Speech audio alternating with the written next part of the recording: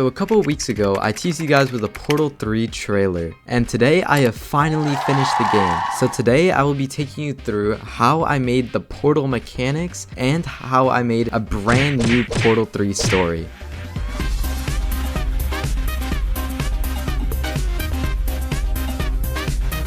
So let's take it back to when I first got the idea 11 months ago. One day during school, I just felt like writing a storyline for this game because I knew that eventually I would want to make a Portal 3 myself. So once I actually started making Portal 3, I used this as a basis for the storyline. So after importing a shell and portal gun texture, I came across a very serious issue. I had no idea how to make portals. After watching a ton of videos on how to make a portal, in about a week, I eventually made something that looked okay. I went with a rectangle shape for the portal rather than an oval because it seemed easier to work with and it would distinguish myself from the other Portal games. So now with the basics of Portal out of the way, I wanted to get into my first level. To me, what made Portal good was the storyline rather than the actual puzzles. So I wanted to make sure that there was at least a storyline in my Portal 3. Since Shell, the main protagonist, escaped the testing facility at the end of Portal 2, that is why at the beginning of Portal 3, she starts off in her house. One after another, I started making levels, and along with that, I had to make new items along the way, like button pedestals, the big red buttons, and even the object droppers that drop cubes. I also had to make the classic elevator that transitions you from one level to the next. The list of stuff never ends, but I put a lot of work into each and every one. This was until I had to make lasers in the game. Since lasers had to work with portals as well, it became a very big problem because portals were complicated to use in general. Most creators don't talk about their struggles and pain they have to go through when making their games, but at around this time was when I lost all motivation in making Portal 3, so eventually I just stopped.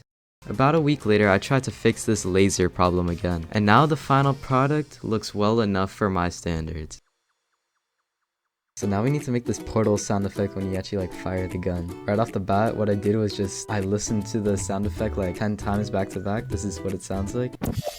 But, you know, these are the sound effects I got. We got a door stop spring, you know, when you like... And then we got a gust of wind. And this is just me going like into the mic. And when you combine all these sounds together, this is what you get. So going back to the storyline stuff, I hit up some of my friends to voice act in my game. They were all very willing to do it, which I appreciate. No, they didn't. Yes they did. You forced them to. Okay, shut up. So I decided to make Peabody appear in my game and be able to talk. These guys really gave me a voice box, huh? So I wanted this character to be a companion like there was in Portal 2 with Wheatley. And at the very end of the game, there will be a twist that requires Peabody to do something. But I'll leave that up to you guys to find out for yourself. I could continue to keep listing off all the things that I've done for this game. But let's see what my friends have to think about Portal 3.